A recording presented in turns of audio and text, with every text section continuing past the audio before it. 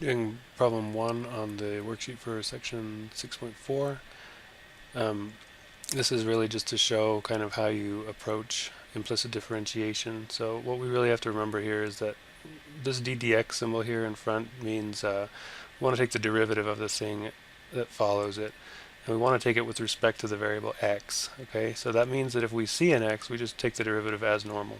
If we see any other letter here like y, what we have to assume is that this other letter represents some function of x, and so we have to treat it with the chain rule. So I think a good way to approach this is to say, all right, well, typically what y represents is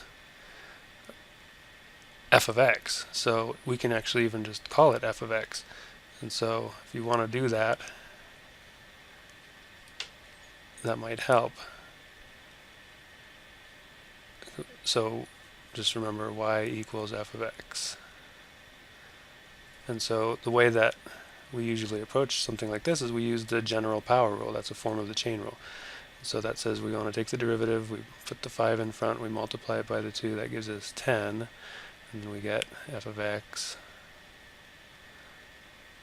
and then we lower the power by 1, and then remember what the chain rule says, we take the derivative of the function on the inside. So that's f prime of x.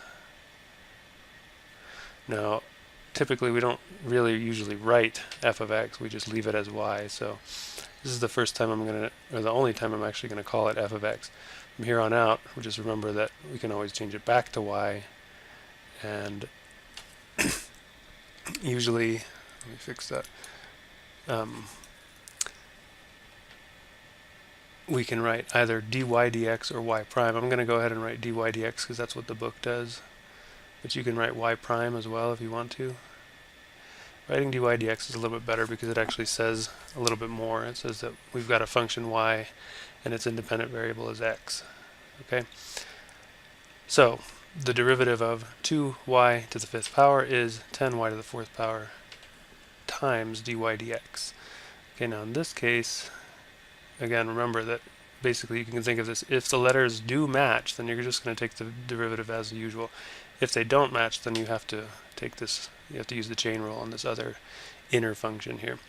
So for this one, you take the 2 and put it in front, you get 6y, lower that power by 1, now it's a first power, and then we have to multiply this by the derivative of y, so that's dy dx. So 6y dy dx. Minus, now this one, the letters do match, so in this case, it's just normal derivative, so minus 8x. Okay? And then for the next one, what we have to realize here is that we actually have a product in this case, so we have to use the product rule. So the derivative of the first function, again, that's an x, so we just take its derivative as usual, so 4x. So the derivative of the first multiplied by the second, plus the first function, 2x squared, multiplied by the derivative of y to the 3rd power. Now this one is going to require that chain rule, so it's going to be 3y squared, and then we remember that we have to also multiply by the derivative of y, that's the dy dx. Okay, and then we can simplify this a little bit.